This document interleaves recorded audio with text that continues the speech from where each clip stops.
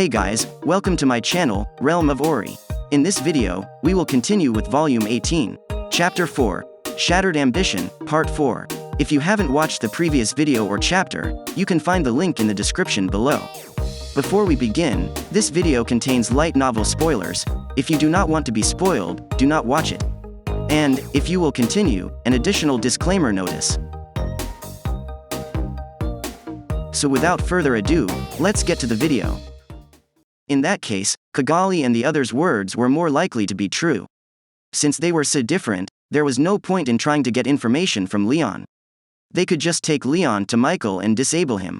Even though Tyr and Footman were going crazy, Alrose and Claude weren't hurt. If they wanted to kill them, they would already be dead. There was no reason to act like this in this situation.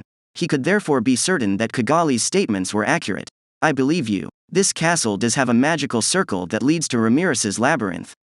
I was right. Kagali's face lit up when she realized that her plan had a better chance of working. Then, as the swords clashed fiercely, she threw herself forward and enthusiastically began to negotiate. Leon had stopped being suspicious of Kagali, so he wasn't sure if he should just nod. But the first thing that came to his mind was the girl Leon loves, Chloe, smiling. For some reason, that smile wasn't on Leon's face. Instead, it was on Rimuru. Dark feelings started to rise up from the bottom of Leon's heart. This is not a sign of envy. Not even close. Leon pushed his feelings down and kept going. He thought about it. Rimuru would be okay with them. I wouldn't feel too bad about putting them through trouble. Leon felt like he didn't have to worry about it as much. Are you sure that there are only 5 of you? Yes. There are some other people who used to work for Yuki-sama, but I don't trust them. We're not going to die if we leave them here, and there's no point in holding them as hostages against us, so we're going to leave them behind. Wouldn't it be better to take them with you so that you can weaken the enemy? You're not what I expected you to be. When I was your age, you weren't easy on me. It couldn't have been helped. Since a demon lord was coming after me, I couldn't stay calm either. I didn't want to make the battle last longer and kill civilians. You're right. Also, I was a fool back then, so I shouldn't complain. Forget it. You've changed a lot. The magic transfer circle is found behind this room. This room has a multi-layer barrier that makes it hard to get in, so all you have to do is open the secret door behind the throne. Thank you. What are you going to do? We should run away together. I am staying. If I wanted to escape, I would have gone to Rimuru from the start. You know that Michael's rule is absolute? There are, however, some conditions. Even if I were to be controlled, Guy could watch the process and come up with a way to deal with it. You are a very clumsy person. You're willing to throw yourself away for other people. That's not the case. Not many people are as mean as I am. I let other people die because I wanted to save the one person I loved. I'm the one who will pay for it. These words showed how strong Leon was. Kagali knew this, so he decided to do what Leon asked. She had her own things to do, and she didn't need to try to change his mind. So, the choice had been made. Through Laplace, Kagali also told Tyr and Footman what was going on. Leon was talking to Alrose and Claude, on the other hand. Both of them didn't think that the enemy was very dangerous, so Leon's explanation was enough to convince them. All that was left was to make Yuki go with them. Leon gave Kagali a look. There was a hidden door where he was looking. Kagali knew what he was trying to do, so he pretended to be blown away and broke down the door. When Laplace saw this, he told Footman and Tyr. Alrose and the others helped with the act, and Footman and Tyr flew to the hidden room as if they were too shocked. Yuki-sama, well, it looks like it's my turn, doesn't it? After that, Yuki took his time getting to the secret room.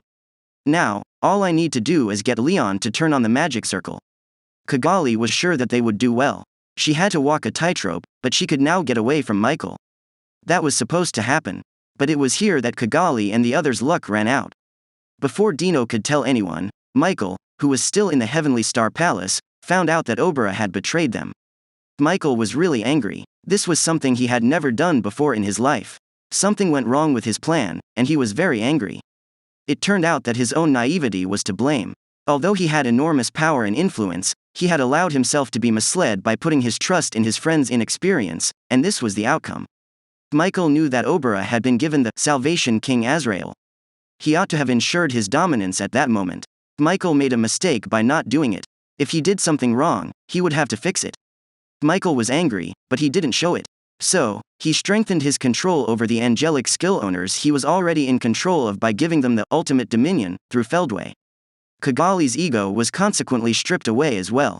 Just one step left. It seemed so far away. Feldway came out of a broken door that led to the room for the audience. I was interested, but I didn't know you planned to betray me. You're all idiots who don't understand my point. When Kagali saw Feldway yelling in anger, she knew that the plan had gone wrong. She should at least try to let Laplace and the other people get away. It would only take a single order.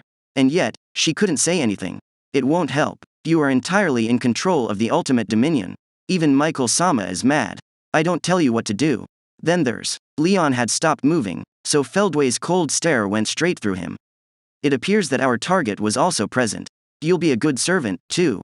Before Leon could even hear those words, he had already fully activated Purity King Metatron. He was about to hit with a godlike blow, trying to kill as hard as he could. It was too late, though. I can't do anything about this.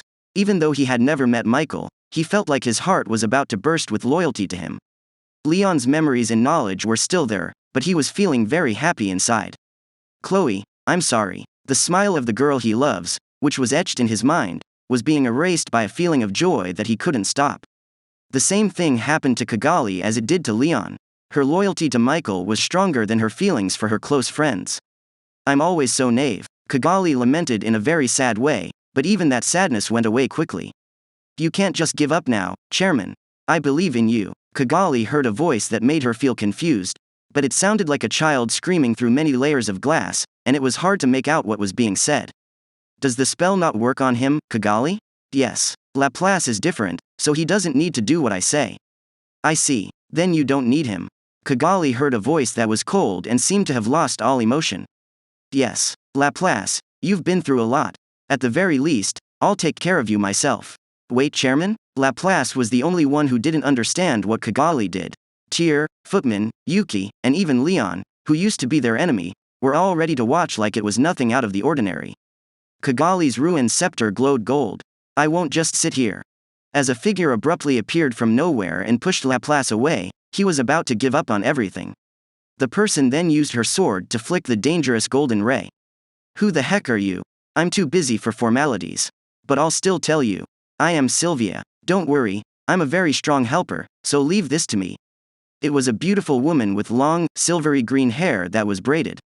The thin, shiny dress came from the Monster Kingdom and was made of a special material that could be used in battle. Her milk-white legs could be seen through the opening. But if you looked closely, you could also see that she was wearing shorts made of denim. The woman said that her name was Sylvia. She was Leon's master, and she was called on as a trump card. When Laplace saw Sylvia, it made him think of the past. Laplace was an elf that Kagali turned into an undead. Maybe it was because he was a chosen hero before he died, but even though Kagali never had power over him, he had almost no memories left. So, he didn't remember that his real identity was Sarian Grimwald, and he didn't know that Sylvia, the woman who just saved him, was his wife. Still, he knew Sylvia was important to him because he felt it in his bones. I'm a real man. I don't know about you. I don't want to be so weak as to leave you all alone in this place. Laplace was standing again. It was a sudden change that made it hard for him to understand what was going on, but that was always the case. He would therefore have to simply escape this predicament as usual. Get out of here, you guys, if you're still alive. You look like Tyr and Footman beat you to a pulp, and you might die, you know? He called to Alrose and Claude, who were laying in the room's corner, while keeping his eyes on Kagali and Yuki. Ha ha ha, don't worry, I've taught my students that they should never run away from trouble. If I'm not a good leader, no one will want to follow me. Fufu, a knight should never run away from his master. Both of them knew that they were already a burden, not a benefit. Even so, they didn't run away because they were willing to die for Leon. They thought that Rimuru and the others would soon come to help them, so they decided to buy time even if it meant they would die. You guys are idiots. Ha ha ha, I never thought a clown would praise me. Claude Dono, that doesn't sound like a compliment to me. But I'm glad you're still able to laugh. Laplace told himself, I can't lose either. Let's start over. If we kill him, won't the chairman be back to normal? I'll also do my best. He said this while giving Feldway a dirty look. Even more than Michael, who wasn't there, he thought Feldway was up to something.